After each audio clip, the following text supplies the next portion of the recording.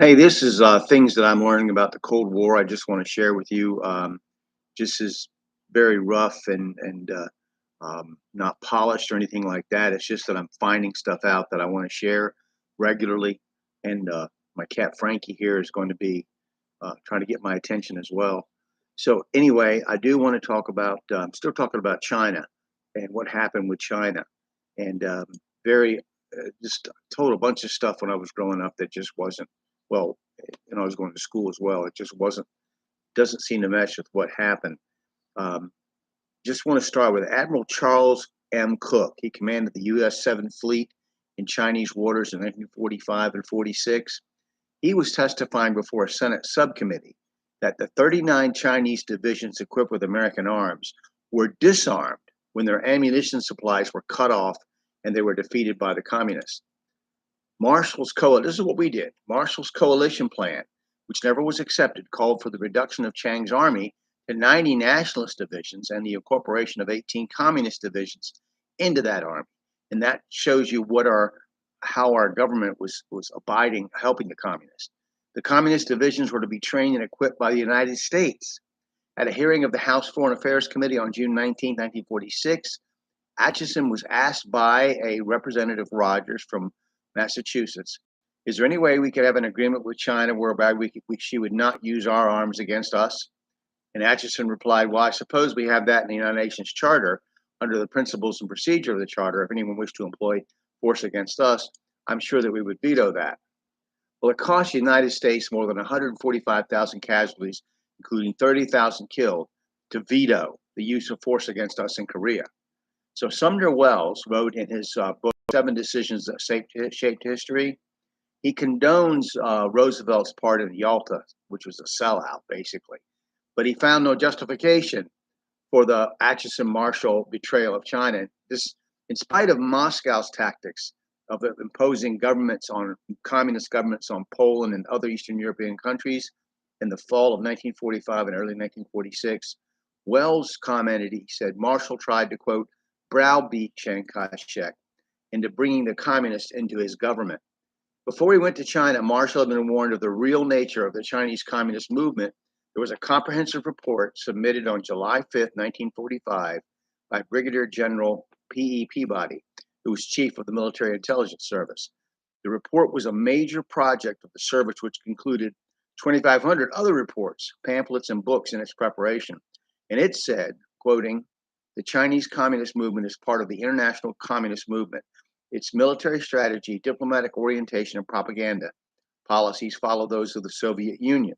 They are adapted to fit the Chinese environment, but all high policy is derived from international communist policy, which in turn depends on Soviet Russia.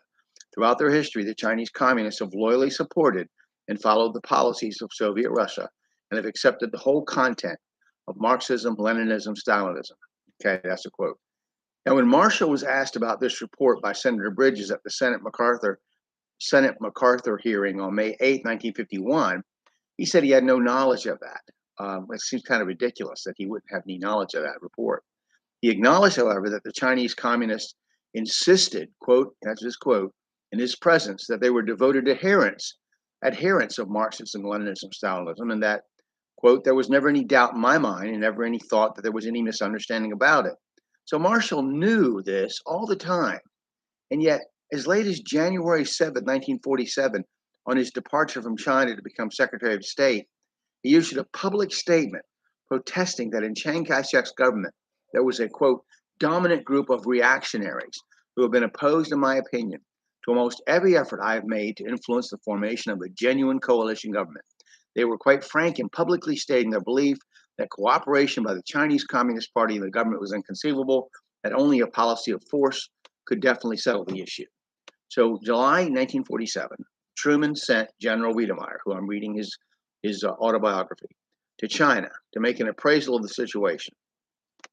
Wiedemeyer reported to the president on September 19, 1947, that the situation was grave and that its continued deterioration, quote, may result in establishment of a Soviet satellite government in Manchuria and ultimately in a communist-dominated China that would be inimical to United States interests. This spreading internecine struggle within China threatens world peace. Positive steps should be taken to end hostilities immediately. Soviet aims in the Far East are diametrically opposed to and jeopardize United States interest in China, and that their aims envisage progressive expansion of Soviet control and dominant influence. Realization of their aims in China would threaten United States strategic security. In order to preclude defeat by communist forces, it's necessary to give the national government sufficient and prompt military assistance under the supervision of American advisors in special military fields. American aid to China should be moral, material, and advisory. It should be an integrated element of our worldwide policy of military assistance to certain nations. American military to China, ground, sea, and air would, if appropriately supervised, contribute to gradual development of stability in the Far East and lessen the possibility of a communist-dominated China. That's the quote. The only action taken by Truman and Secretary Marshall on this urgent and prophetic report was to suppress it for 2 years. An official compilation prepared by the Defense Department showed that from June 30th, 1946, the approximate time of Marshall's embargo went into effect, until Congress appropriated $125 million for arms aid in 1948. The only assistance received by China consisted of almost $18 million in Lend-Lease and about $44 million worth of ammunition left behind by the Marines. The $125 million arms aid program voted by the Republicans' 80th Congress was sabotaged by pro-communists in the State and Commerce departments. Admiral Cooke testified that when some rifles finally reached General Fu So-yi, the nationalist commander of North China at the end of 1948, they were without bolts and could not be used. The general was forced to surrender to the Reds. This is just amazing to me how we sabotaged the only people that were actually fighting communism in China. We sabotaged it and we made it fail. And then of course you have the historians and stuff who are pro-communist will say, oh no, that's exaggerated. Truman didn't lose China. This is something that couldn't be helped. Chiang Kai-shek was totally corrupt, blah, blah, blah, blah, blah. But anyway, on July 27, 1949, after the communists had overrun half of China, Atchison announced the appointment of a three-man board to review the China policy of the United States.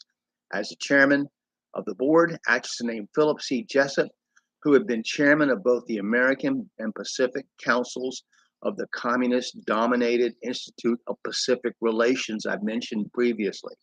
The other members were Everett Case, who was active in the IPR, and Raymond D. Fosdick, who was active in the Rockefeller Foundation, a financial supporter of the IPR.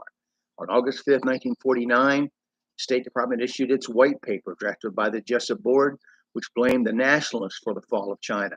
A covering letter by Atchison declared that the nationalists were demoralized and unpopular, and that nothing the United States could have done would have changed the result in China.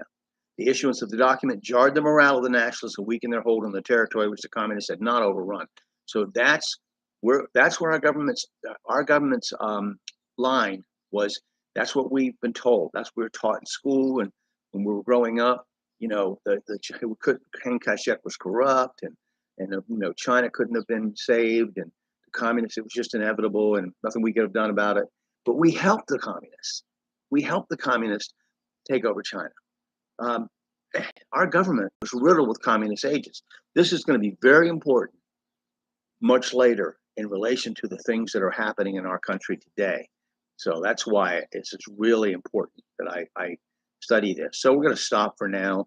There's a 3-day conference coming up in October 1949, provided over by these communists. That will be important, significant, and we'll go from there.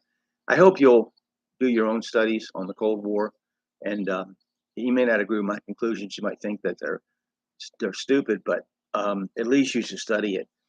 I'm going to be studying books, cross-referencing books, reading from different books and stuff like that, making some points, and I hope you'll think about this, because what happened in the 30s and 40s in this country has impacted us today, and that's something we're going to study.